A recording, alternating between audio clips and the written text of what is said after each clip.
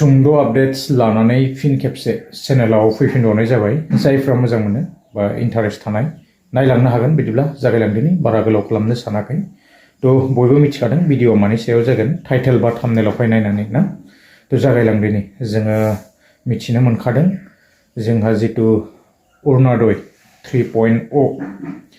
जोङो बयबो मिथिनो मोनखायो 10 तारिख फैयोब्ला अरुणोदयनि राङाहाय एकाउन्टआव क्रेडिट जायो होननानै ना दा जोंहा 3.0 निबो आपडेट्सफोर जोङो नुनो मोनगासिनो दङ थ' बेनो जाहैबाय एबारावहाय गोदानै गोबांफ्रानो एप्लाइ खालामदों जानांगौ ना थ' फाइनाली 10 तारिखआव फैसाया माने हाबगोन नामा गोदानफोरनाबो ना किन्तु अनलाइन नङा दै अफलाइनसो एप्लाइ थ' गामि गामि गोबांथार बेबायदिनो फर्मफोर फिलआप खालामनानै साबमिट खालामदों जानांगौ अफलाइनाव ना थ' फर्मफोरखौ बयबो मोनजोबखादों जानांगौ निस्सय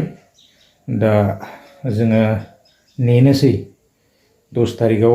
हाबनांगौ बायदि ना नाथाय हाबगोन हाबा फाइनाल आपडेट्स मोनाखै किन्तु नामफोरा ओंखारनानै फैबाय जानांगौ आरोना थ' गोलाव खालामला दिनैनि भिडिअखौ बेसेखिनियावनो दोनथ'नो सानबाय आङो नेक्स्टआवहाय फुल आपडेट्स मोनोबा लानानै फैगोन आरोना थ'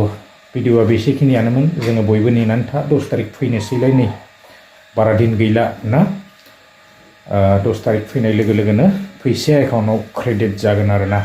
थ' नेनानै थादो नेक्स्ट भिडिअ लोगो मोनगोन गोजोन्थों बाय बाय